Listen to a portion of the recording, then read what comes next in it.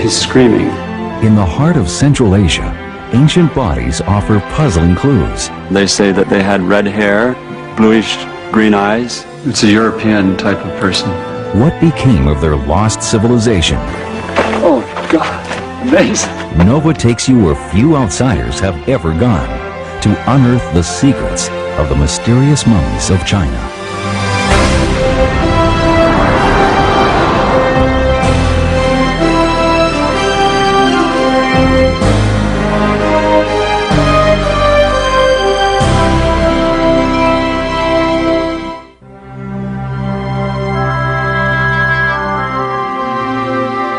Major funding for Nova is provided by the Park Foundation, dedicated to education and quality television. Science.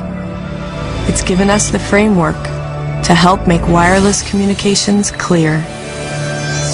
Sprint is proud to support Nova. We see one small step on Mars. Microsoft is proud to sponsor Nova for celebrating the potential in us all. And by the Corporation for Public Broadcasting, and by contributions to your PBS station from viewers like you. Thank you.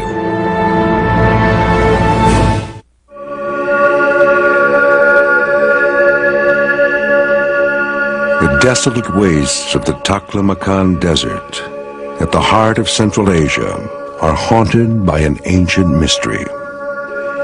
It was here long ago that East and West, two of the greatest civilizations on Earth, made imperceptible contact. And here that faint traces of ancient life have long pressed a deep and vexing enigma. Did the civilization of ancient China arise in isolation?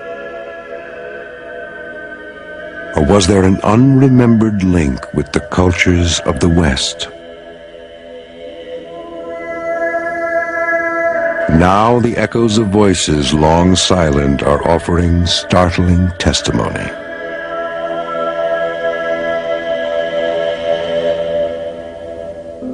Like other detective stories, this one begins with a dead body. This woman and others like her are as old as 3,800 years, yet remarkably well preserved. More startling yet, the mummies are clearly not Chinese, but they may provide evidence to solve the riddle of ancient China's interaction with the West.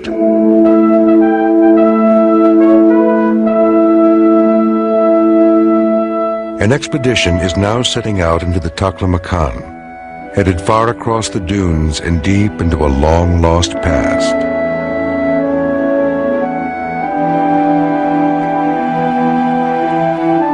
The quest to reclaim the mummy people's story began when Chinese scholar Victor Mayer virtually stumbled on the most important find of his career. In 1987, I went into the museum in Urumqi and walked into this room that was full of mummies, and I couldn't believe what I saw. The label said that they dated back to 1000 BC. They looked as fresh as though they had just been exhumed a week or two ago. From that moment forward, I was totally enchanted with the mummies. Also here is archaeologist Janine Davis Kimball, who specializes in ancient nomadic peoples.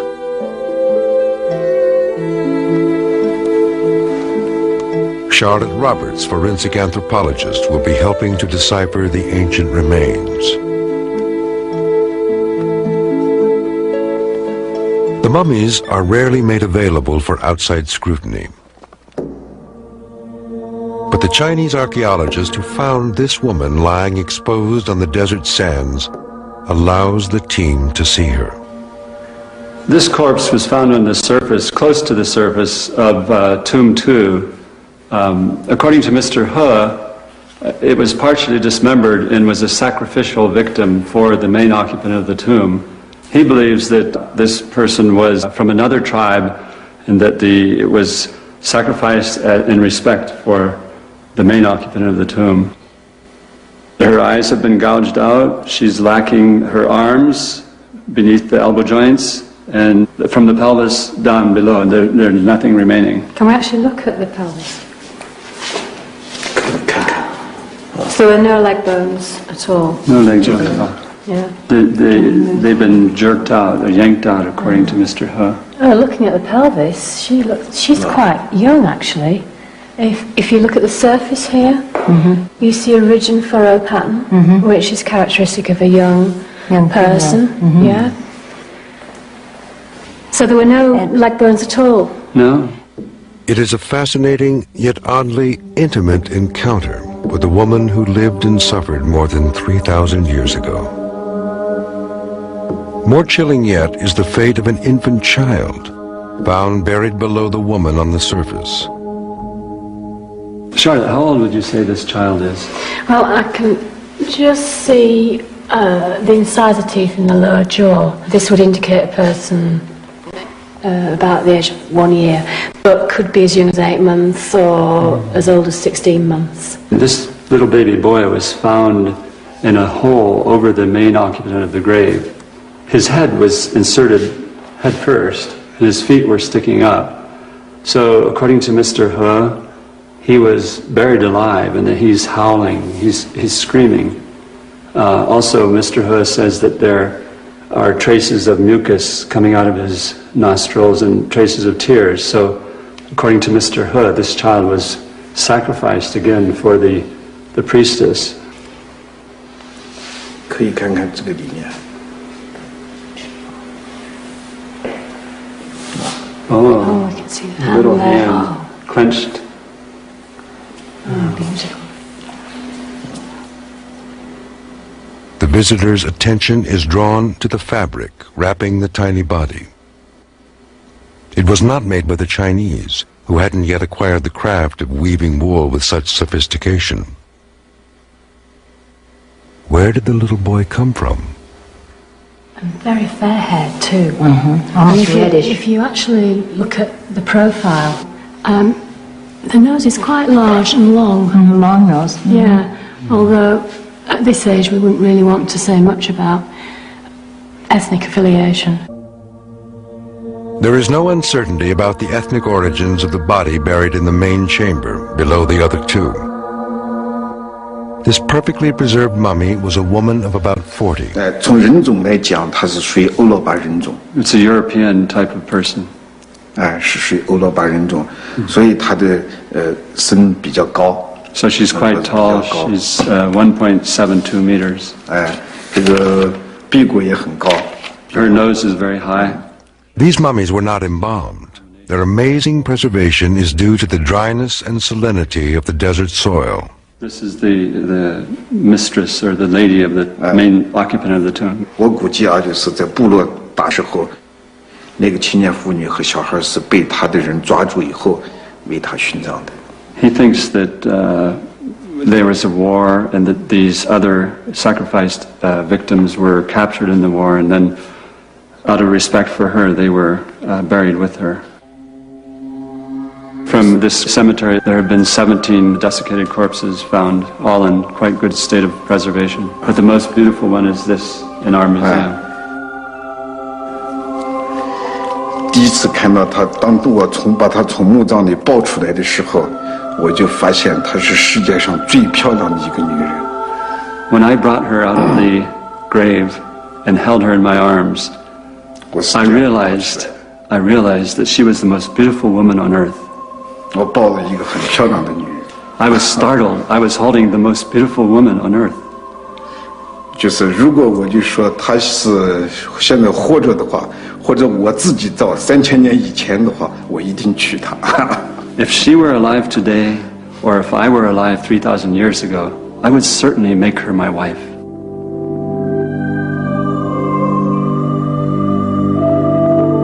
But how could a Chinese man like Mr. He have met a blonde woman 3,000 years ago? According to many scholars and predominant Chinese belief, China's civilization was essentially evolving in isolation from the West. though it concerns a distant past, the question resonates in the present.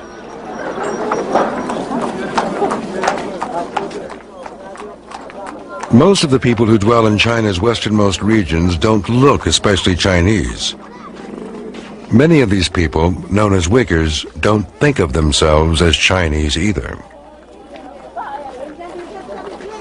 In recent years, some have called for autonomy from China, and to them, the mummies are proof that their ancestors were an ethnically distinct group, here long before the arrival of Chinese conquerors. As a result, the question of the mummy's ethnic identity is a sensitive matter.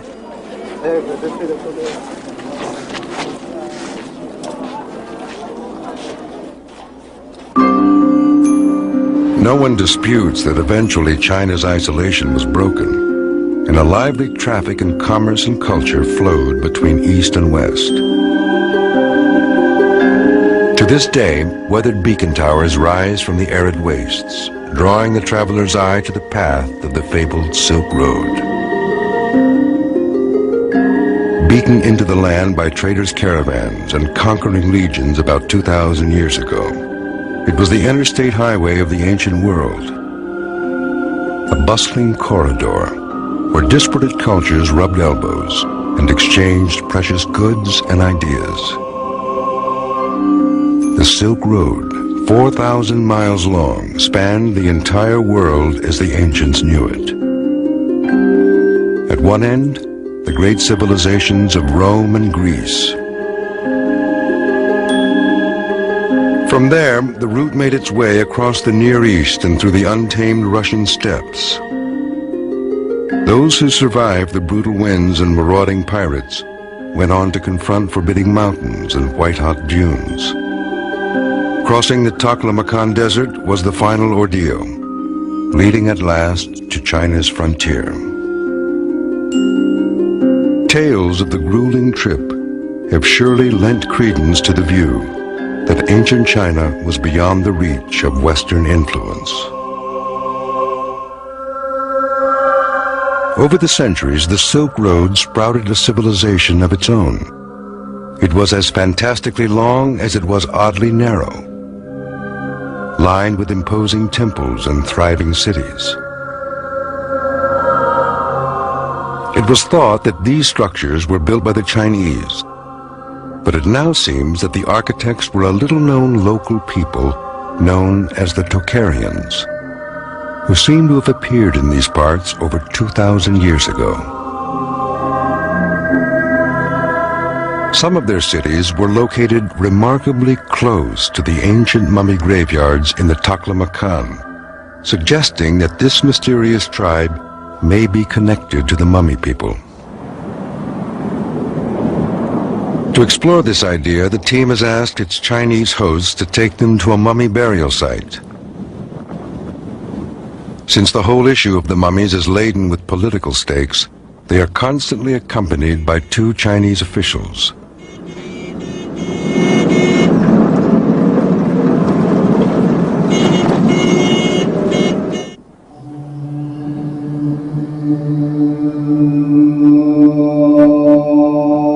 The cemetery outside the oasis village of Wupu has already yielded many mummies.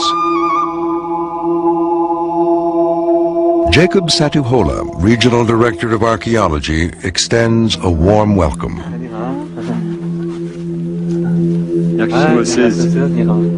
Then he explains that even though the central government has forbidden any more mummy excavations, he will make an exception. In the interest of international cooperation, he allows them to dig up a grave.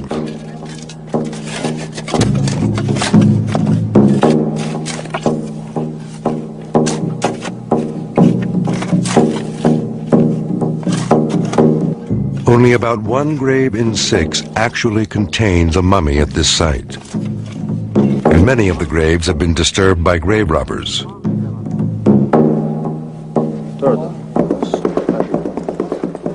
Victor senses this one has not been spared. There's no question in my mind that the grave had been disturbed. The timbers covering the roof of the grave were inverted from their normal position. There were no reeds or branches or other materials to cover over the grave that would prevent the sand from falling down into the chamber.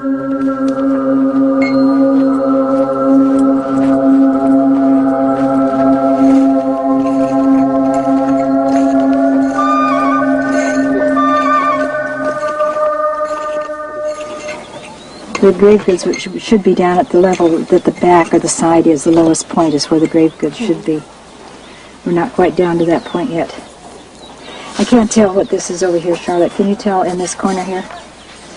Is that a pelvis or is it... There's been some disturbance in the barrel. It's been disturbed, right. There's something else coming out there as he's brushing. Normally we would see the skull or the head before we see the chest because the head is higher, thicker, and we would see that. And so far we've seen a chest and a hand that I've seen. Charlotte may and a see bit of a them. forearm and part of a leg. But that's about all we can see at the moment.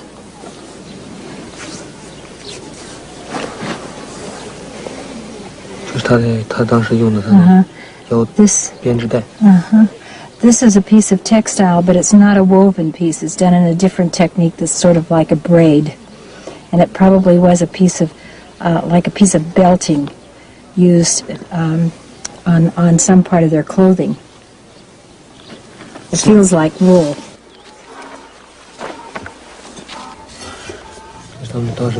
Oh, yeah, this is wool that's been spun. Sheep wool, spun into yarn. And let's see, is it woven? No, there's no weaving on it yet. It's just twisted. For a moment, a scrap of wool distracts the visitors. But Victor suspects something is amiss. Peering down into the grave, I saw fungal growth on the corpse, which would indicate that it had probably previously been located elsewhere than in that grave. And the fact that the corpse itself was quite well preserved, but it was headless, is inexplicable unless there was disturbance. It seems the Chinese had planted a headless body here to avoid the risk of unearthing a European typeface. They may not have anticipated that the visitors would explore other avenues in their search for clues to the origins of the mummy people. Victor, once again, has unearthed a major find without having to dig at all. In an obscure local museum, he finds two mummies from the cemetery. An adult man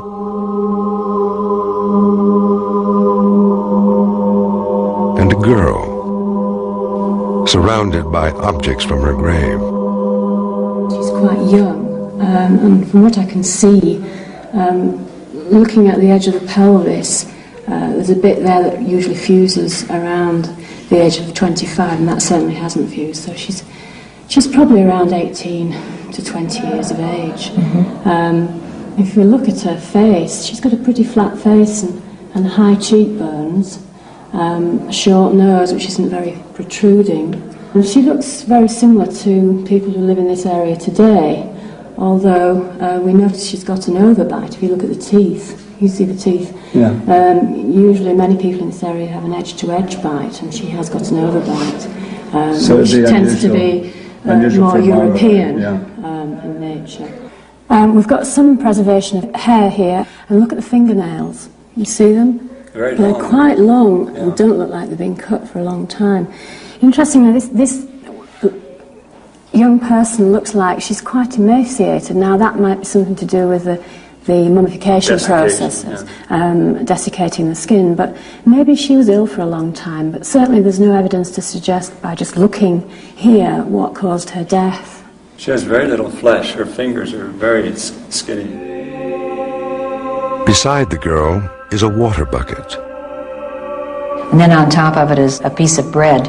And this whole apparatus, including the halter for the donkey, which lies beside her, indicates that they placed things in the burial for her trip to the next world or to use in the afterworld, which were very important, like the bucket which held a liquid, the bread, and the bridle for transportation.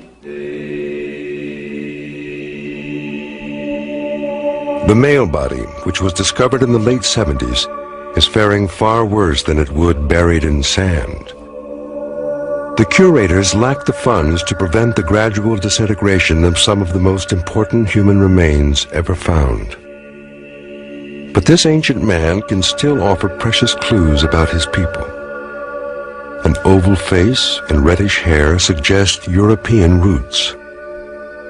His bronze earring and leather boots show his people were skilled artisans. They were buried wearing their clothing. They wore boots with felt stockings, kaftans, trousers, so we know what they would have looked like when they were walking around and alive.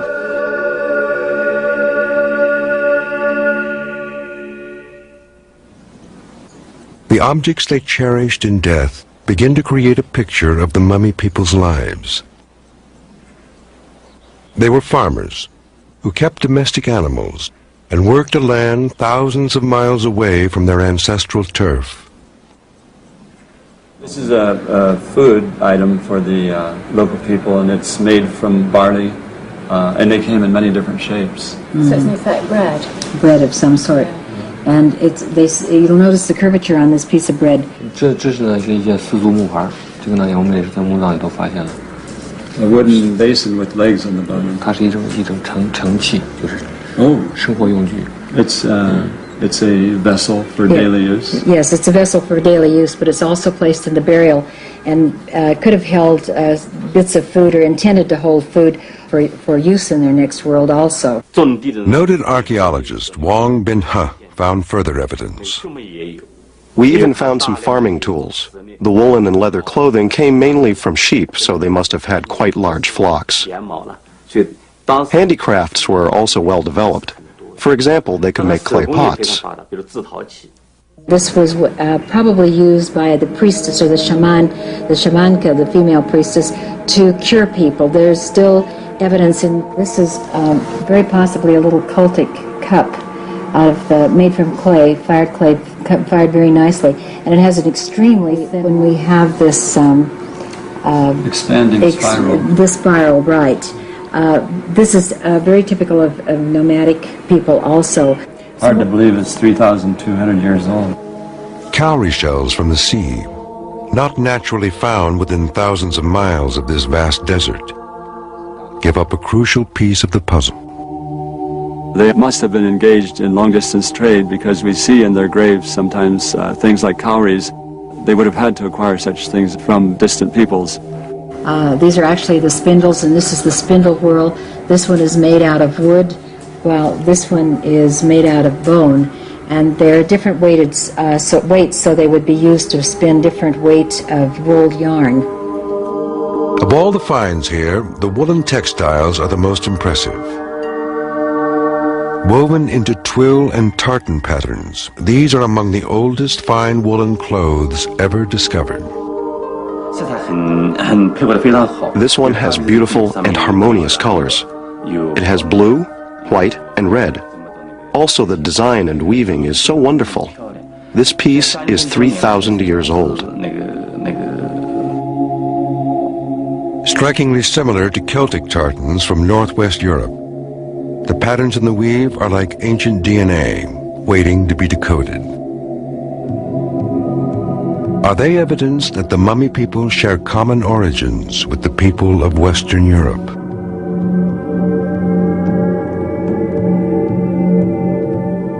Scientific reconstruction of the heads of the mummies produces a face that strongly resembles ancient Celts and Saxons.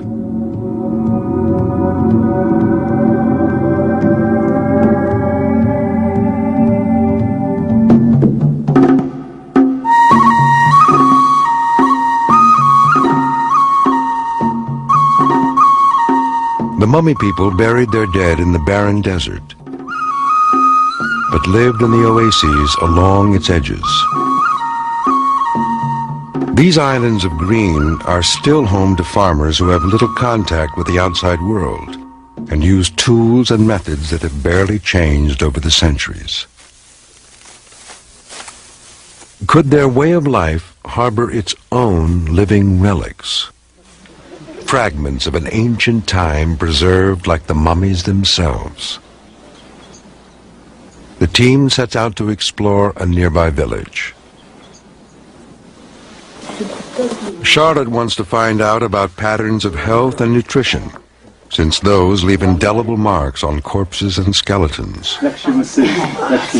Are there any problems, general health problems? Is there any dental disease?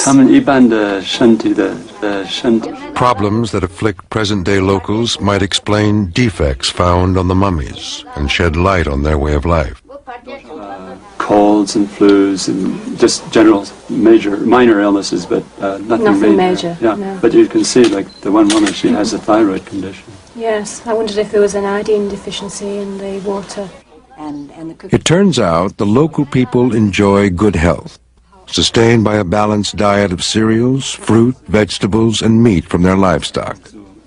But the condition of the livestock itself prompts an important insight about the past. Looking at the animals today, their wool is very, very poor quality. And in contrast, the textiles that we found in the burials are made from very, very fine quality wool.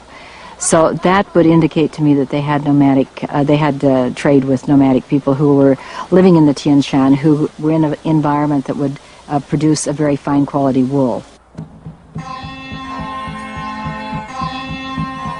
Today's farmers do in fact buy wool, meat, and timber from herders who live high in the mountains.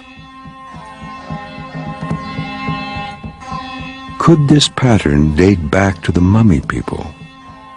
I believe that the mummy people must have had similar contact with ancient nomadic herders to weave such fine textiles. Well, there's a lot about this cart that looks like very ancient remains that we found. The ways of the living echo those of the past. The mummy people, like the people of the Russian steppes to the north and the west, used donkey carts similar to those found here today. There's a piece of wood in one of the burials. It's almost identical with these pieces here. The changeless nature of their design is revealed by these artifacts found in their graves. The mummy people used the wheel long before it was known in China, and may have played a role in introducing it to Chinese civilization.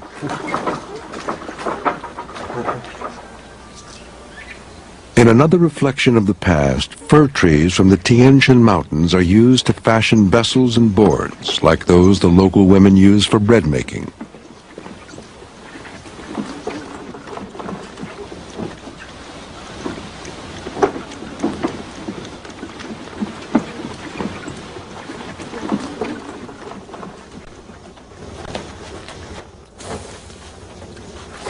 When we were working at Wupu at the graveyard, we found a similar bowl, smaller in size, but made with the identical techniques.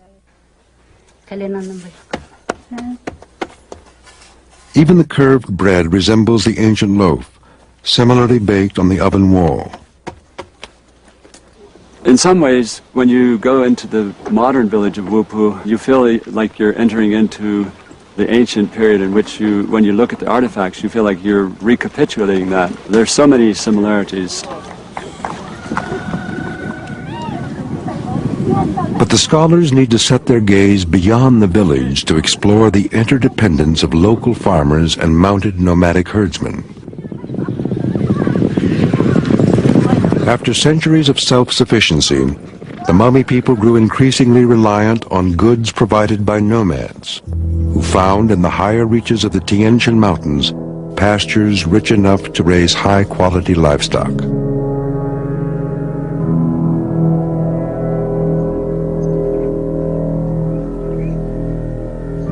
Until recently, this area was off-limits to foreigners, and the visitors were not prepared for what they saw. Much to our utter surprise, we found magnificent grasslands that are so immense it boggles the mind, and they go very high. One could not possibly take advantage of this territory without having had a horse. There's no doubt that horseback riding had a great impact upon the expansion and occupation of the territory in this region. But could horseback riding have reached these parts centuries before it was known in China?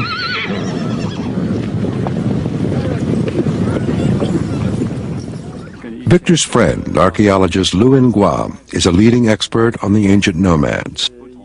His spectacular finds are revealing the nomads were expert riders as early as 800 BC. The 4th century BC horse saddle that we found doesn't have any metal or wood on it. It's upholstered, as you can see, white leather. It's as far as we know, it's one of the earliest saddles in the world that's so perfectly preserved. We can see that it's been mended here, patched up. It has beautiful bone fittings on the edges to tie the straps on. And at the back here. And the bridle and the bit, things like this, we found a lot from those 7th and 6th century Chawahugo burials. Yeah. The bit at the bottom. I've got the headband up here. The cheek pieces are wooden sticks. The snaffle bit is made of iron. And we have the leather straps, the bridle. And this is the rein. And this rope. And the rope must be for tethering the animal. It's just like it's brand new. It's still very flexible. It could take a lot of weight. The introduction of horseback riding to this region meant that the people had vastly increased mobility. That means that they could take advantage of more distant pastures. They could move their yurts, their houses to farther away. That means the pastures that they could utilize were vastly extended. To survive the bitter winters high up in the mountains, the nomads relied on extremely well-insulated but portable homes called yurts. This is the flap that covers the door of the yurt, and it's done with felt, and it's quilted to make it much firmer because the felt otherwise, with all of wear and tear, would pull apart. And then it's edged with a nice braided wool edging. And down at the bottom is this nice woven band. It goes around the complete circumference to hold the felt in place. We've seen all of these techniques in the mummies. We've seen the braided bands, we've seen the quilted band, and the felt. All of this was influenced from the nomadic people down to the lowland sedentary people. The yurt and its occupants' way of life have changed little in 2,000 years. I'm interested to know what kind of diet they have. What do they have in their normal diet? Very, almost no vegetables, mostly milk products. And we see some of them on the table here, don't we? Yeah. And some meat, a bit of meat. Does their diet vary? Charlotte learns that this family of nomads exchanges meat and wool for grain, which they add to their own food products. Without this carbohydrate supplement, they would suffer from crippling malnutrition. If the ancient nomad population was healthy, they too must have traded with outsiders for grain. They don't have many illnesses. They just flus, colds, that sort of thing.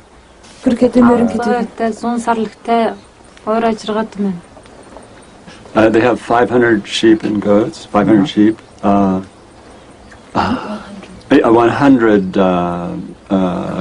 cows, cattle, and 80 horses. But exactly who were the nomads? And where did they come from? Archaeologist Luan Gua suggests they try to locate a mysterious site dating from the time of the ancient nomads. Perhaps it will yield some clues. Oh, God, amazing. Look at that. Oh, look at those. A colossal rock face, covered with elaborate engravings.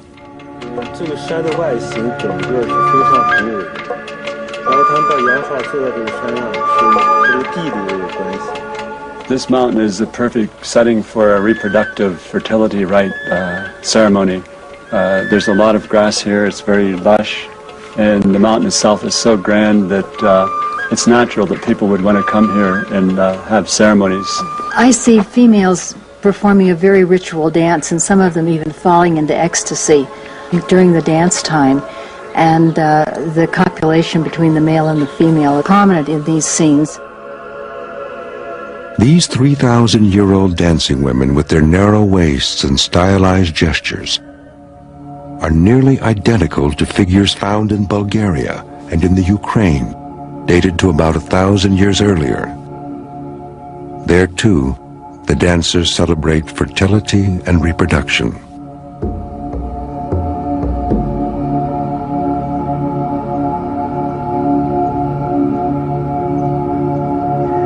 These figures have large noses, long faces, and round eyes. The nomads are thought to have Iranian origins. Here, their Western roots are literally carved in stone.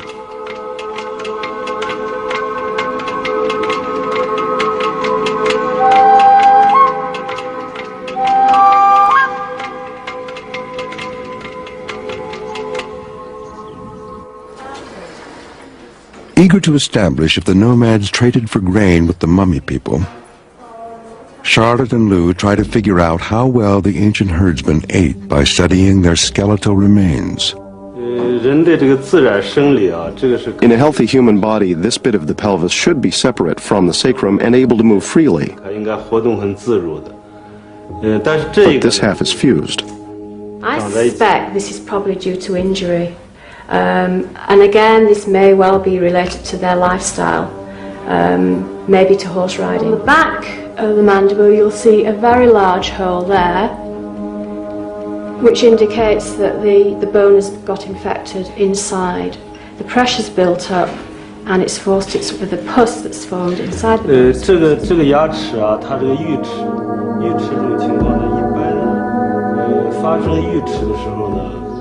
Exposes the pulp cavity, the centre of the tooth, which you can see there.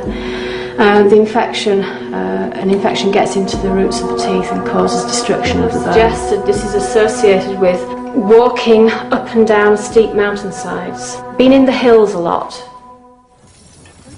I don't see much evidence in the nomadic skeletons I've looked at of nutritional deficiencies, so therefore they must have been getting additions to their main part of the diet from a source, and that's probably from the agriculturalists, and they would have been trading their animals for things like grain, fruit and vegetables. It now seems certain that the nomads bartered with the mummy people for food. But it turns out they became far more enterprising, wide-ranging traders.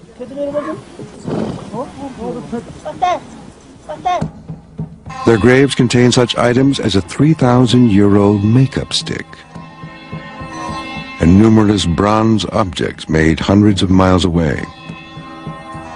We have evidence of long-distance trade across the mountains and steppes. So we have bronze knives, which show a very strong affinity with the steppe nomads on the northern side of the Tian Shan and clear as far north as southern Siberia. At the time bronze was spreading eastward, the Chinese recorded their first descriptions of European-looking nomads. They say that they had red hair, bluish green eyes, and they looked like monkeys, and long noses. They had long noses, and they looked like monkeys. Hairy all over. A bow and some arrows. Later nomad finds include artifacts that were not intended for sale. You could still use this. These swift riders became masters of archery, ready to trade in violence when it suited their interests. Very powerful.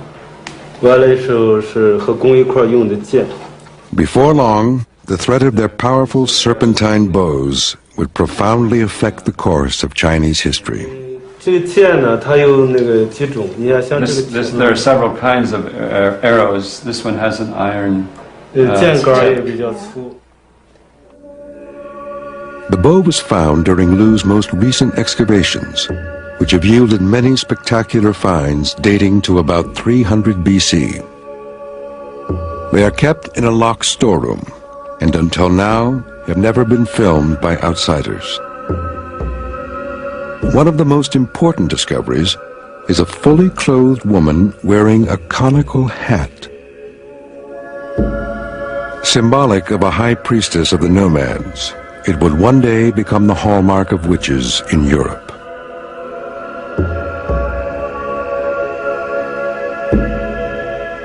Most startling of all is a male mummy, bearing marks unlike any seen before. The man's chest had been incised, possibly due to lung disease, then sewn up with horsehair sutures. By this time, the distinction between farmers and nomads was blurring. They lived in tents, they followed the grasses and waters, they had considerable knowledge of agriculture, they owned cattle, horses, camels, sheep, and goats. They were proficient with bows and arrows. They seemed to be both nomadic and agriculturalist at the same time. So I believe that they were able to adapt to different kind of circumstances, and that those who found themselves in oases, for example, became farmers. And those who were in upper pastures or in grasslands either maintained a nomadic lifestyle or they became nomads.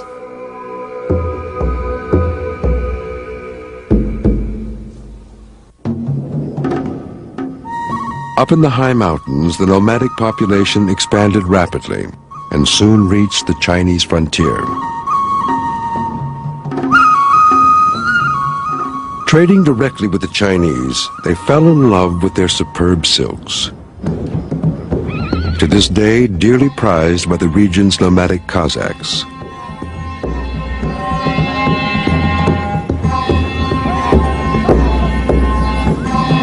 The nomads had extensive trade networks from about 1000 BC, but the trade in silk began around 300 BC and spread right across the steppes to Central Asia, to Persia, and to Europe. This was the luxury item they really coveted. If the Chinese refused to supply them, the nomads bargained even harder.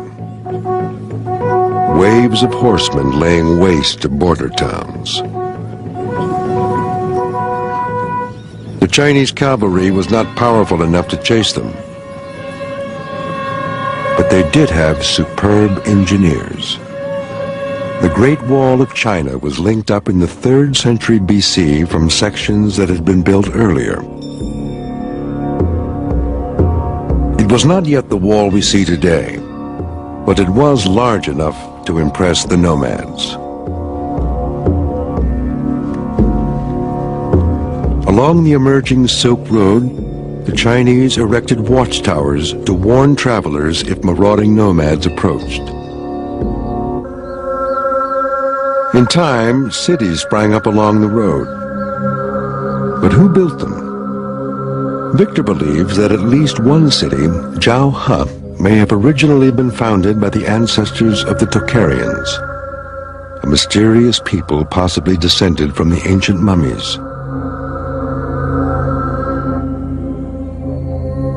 In fact, the European-looking bodies recently discovered by Liu live near Zhao He and date to about 300 BC, when the town was first settled.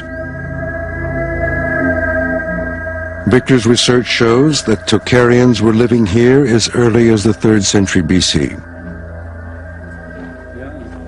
Several hundred years later, when ethnic Chinese first arrived, most of the inhabitants were still Tocharian.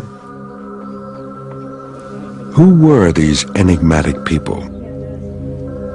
If Victor can corroborate his hunch that they descended from the ancient mummy people, a startling conclusion would be inescapable. This region on the very doorstep of ancient China was continuously populated by people of European origin from as early as 1800 BC through the boom days of the Silk Road.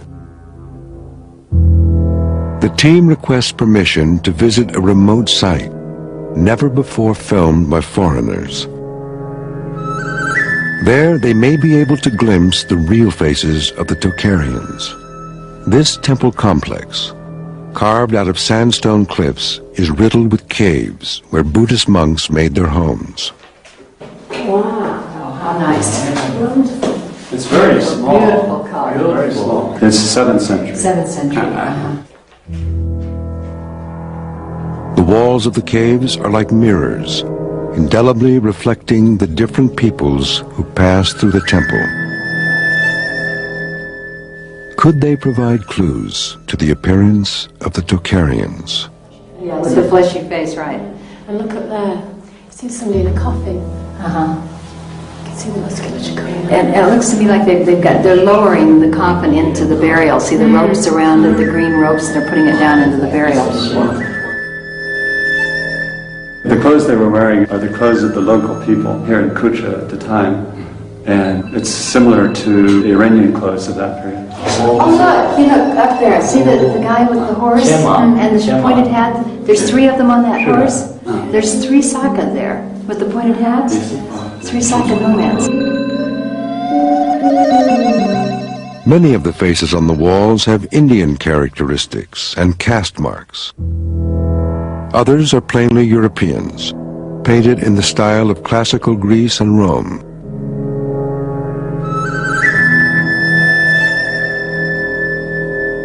There are also mounted warriors wearing trousers and boots, their bow cases slung over their saddles. I would also like to point out the recurved bow on this individual kneeling up here. I think that's fascinating. We see a hunting scene of a man with a recurved bow shooting. In the gloomy recesses of one of the caves, the scholars find a crucial clue to the identity of the Tocharians. Not a painting, but script. Amazingly, the Tocharian tongue is more closely related to the languages of Western Europe, with their Indo-European origin, than to those of Asia. I think this is saying Suvarna Pushpa, which would mean gold flower, the name of the king. More than likely, the speakers of this Western tongue were of Western provenance themselves.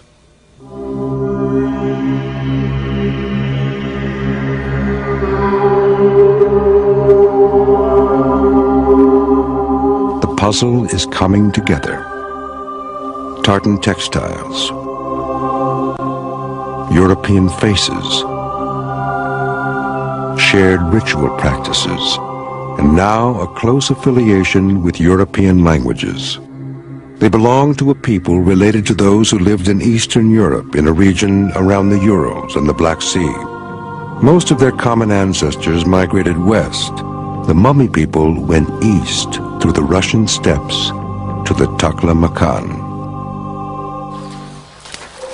But how long did they survive here? Were the Tocharians in fact their descendants? There's no way to be sure without seeing an authentic likeness of the Tocharians. The guide knows an isolated cave with portraits of the individuals who sponsored the cave building. It's a dangerous climb, more than 100 feet above the valley floor.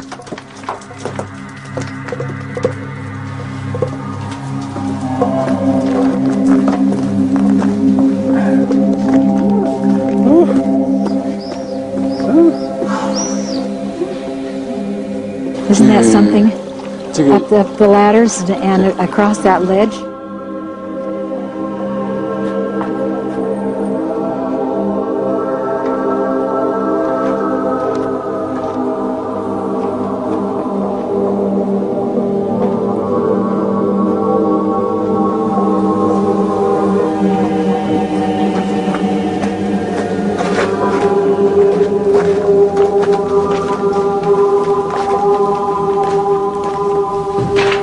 Well, that was a bit of a climb. Do you think it was well worth it? Now you've seen the...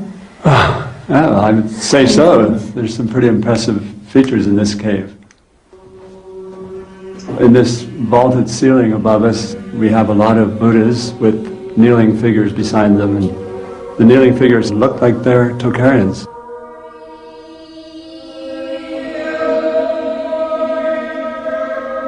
So he's a local person, the Tocharian, but wearing elements of costume. In a small passage at the back of the cave, Victor hits pay dirt.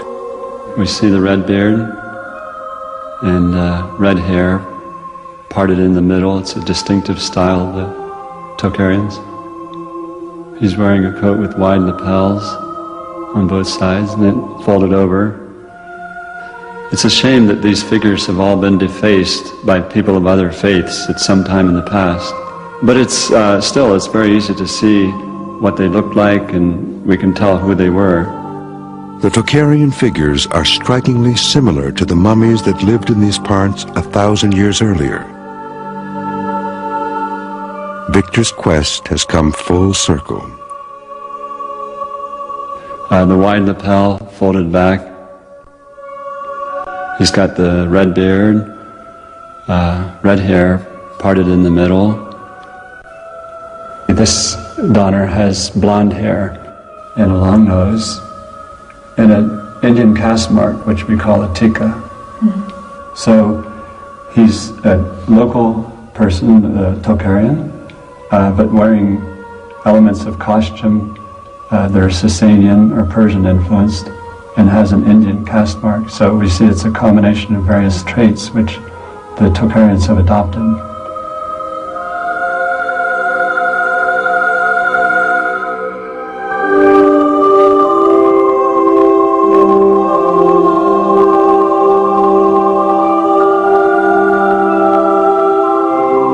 By about the 10th century, the Tocharians had almost disappeared from the stage of history. We don't find any more documents written Tocharian, and also we don't have any references to them in historical texts after that period. I suspect that what happened to them is that they were primarily absorbed by the Turkic peoples who were moving into this area and replacing them. I believe that the legacy of the earliest inhabitants of the Tarim Basin survive in the current modern populations. We can sometimes see individuals with blonde hair, with light eyes, a very fair skin. And where did they come from? I think these are the vestiges of the ancient peoples. They now believe that they're Uyghurs or Tajiks or some other group, but in my estimation, these are just carrying on the old Tocharian influence.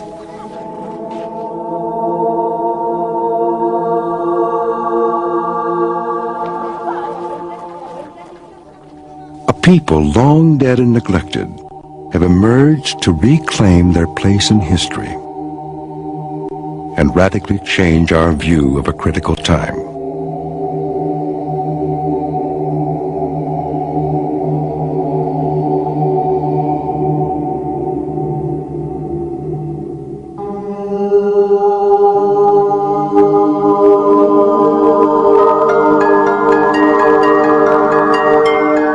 Inhabitants of the Taklamakan Desert, ethnically European people, breached China's fabled isolation 1,000 years earlier than previously thought,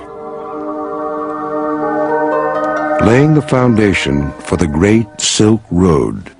The mummy people shaped the very future of civilization. The mummies are a unique and irreplaceable treasure. Though we now understand something of their role in history, scientific examination of their bodies will doubtless yield invaluable insights. But inadequate conservation imperils the mummy's condition. No one knows how long before these ancient mortals disintegrate and crumble into dust, anonymous and evanescent as the drifting sands.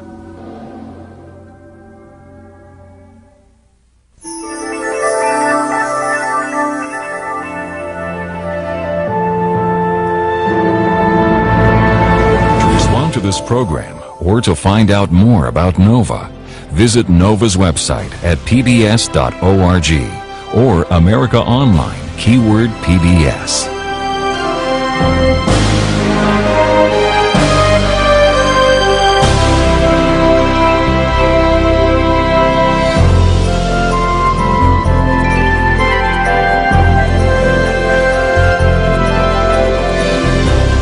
To order this show or any other NOVA program for $19.95 plus shipping and handling, call WGBH Boston Video at 1-800-255-9424. Next time on Nova. You're not in a safe room or basement, it's probably going to be history. Can a daring new breed of storm chasers finally predict nature's deadliest phenomenon? Tornado. Looks like Oh yeah. PBS presents Nova, Hunt for the Super Twister.